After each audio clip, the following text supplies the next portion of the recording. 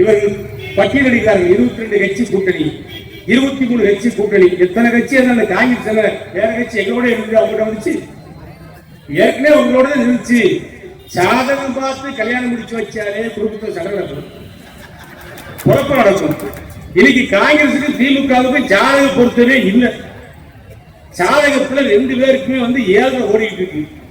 இவங்களை திரும்ப சேர்த்து வச்சா இது திருமணமான ஜோடி நிற்குமா நினைக்குமா? 2 நாளோ 3 நாளோ உள்ளுக்குள்ள கருத்து முதல்ல ஆயிப்போச்சு. இந்த கருத்து முதல் என்ன செய்வாங்க? திமுக நிற்கிற இடத்துல காங்கிரஸ் காலம் வரும், காங்கிரஸ் நிற்கிற இடத்துல திமுக காலம் வரும். இது நடக்கத்தான் போகுது. இது சரி பண்ண முடியாது. இதை சரி பண்ணணும்னா இன்னும் 5 வருஷம் ஆகும். காங்கிரஸ் திமுக பிரச்சனை தீர்க்க. ஏன்னா நம்ம கூட திமுக அவ்வளவு திட்டல. நம்ம அண்ணன் நம்ம மாநில எம்பி அப்படி பேசிக்கிட்டார். என்னை தொட்டேனா உடனே விடவே மாட்டேன். கடைசியா என்னை தொட்டேனா நான் சீரி பாய்வேன். எனக்கு எம்பி எல்லாம் ஒரு பயமா தேவையில்லை. கடைசியில் இனிமே நான் நிச்சய பண்றேன். ஒன்னு ஆதரவோட நான் எம்பிக்கு போட்டிட மாட்டேன். நான் சொல்றேங்க மாநில சொல்லிட்டாருங்க. எங்க அண்ணன் தெளிவா இப்பதான் பேசியிருக்காரு, நிதானமா பேசியிருக்காரு, சிறப்பா பேசியிருக்காரு. அப்ப என்ன நடக்குதுங்க? காங்கிரஸுக்கும் திமுகவுக்கும் 7ஆம் பொருத்தமாக இருக்கிறது.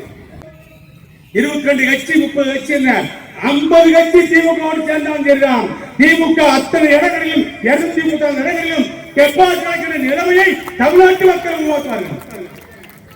50 கட்சி சேர்ந்து என்ன செய்ய போறீங்க? அண்ணா திமுக தலைமையில மிக பிரமாண்டமான வலுவான கட்சிகள். அண்ணா திமுக தமிழ்நாடு முழுக்க இருக்கக்கூடிய மிகப்பெரிய கட்சிகள். பாரதிய ஜனதா, அன்புமணி தலைமையில் உள்ள பாட்டாளி மக்கள் கட்சி, அண்ணன் டிடிவி தலைமையில் உள்ள அம்மா மக்கள் முன்னேற்ற கழகம், எங்கு பார்த்தாலும் இளைஞர்கள் நிறைந்த கூட்டணி கட்சி அண்ணா திமுக கூட்டணி இருக்கின்றது. எங்களை எதிர்க்கக்கூடிய துணிச்சல் திமுக கூட்டணி கட்சிக்கு கிடையவே கிடையாது. ஒரு வல்லமையான தலைமை எடப்பாடியார், ஒரு நியாயமான தலைவர் எடப்பாடியார். டெல்லி அடிமையாகிவிட்டது அண்ணா திமுக. நாங்கள் அடிமை. எங்களை அடிமைப்படுத்துகிற சக்தி யாருக்கும் கிடைக்காது.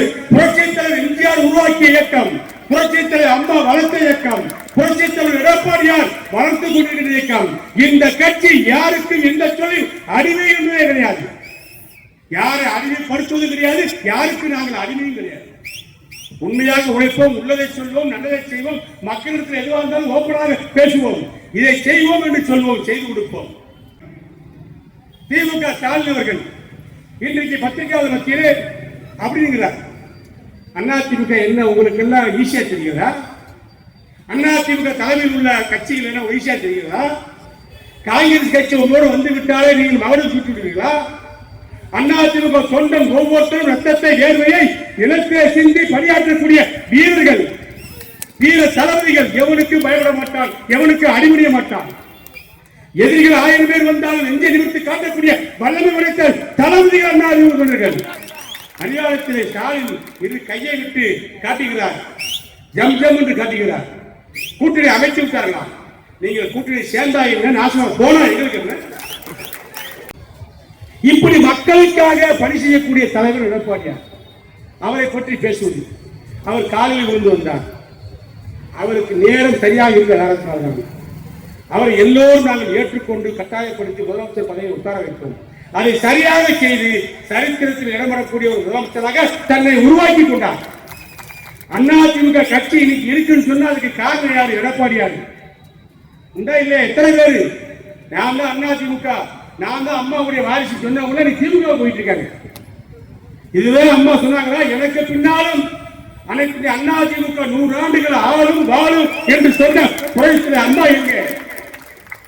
சட்டமன்றத்தில் அம்மா இறப்பதற்கு முன்பாக கலந்து கொண்ட கடைசி பட்ஜெட் தொடரிலே அம்மா பேசினாங்க, எனக்கு பின்னாலும் அண்ணா திமுக 100 ஆண்டுகள் ஆளும் தமிழகத்தில் வாழும் என்று சொன்ன தலைவருடைய தொண்டர்களா நீங்கள்?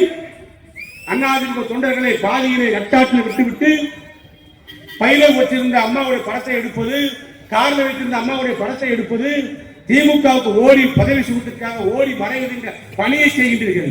எடப்பாடியார் அப்படி போனாரா? அப்படி தன்னை மாற்றிக் கொண்டாரா? இந்த இயக்கத்திற்காக, அம்மாவுடைய கொள்கைக்காக, இந்தியாவுடைய கொள்கைக்காக, லட்சியத்திற்காக ரத்தம் சிந்தி ஏழை சிந்தி உழைக்கின்ற ஒரு உன்னதமான தளபதி தலைவர் தான் எங்கள் தலைவர் எடப்பாடியார்.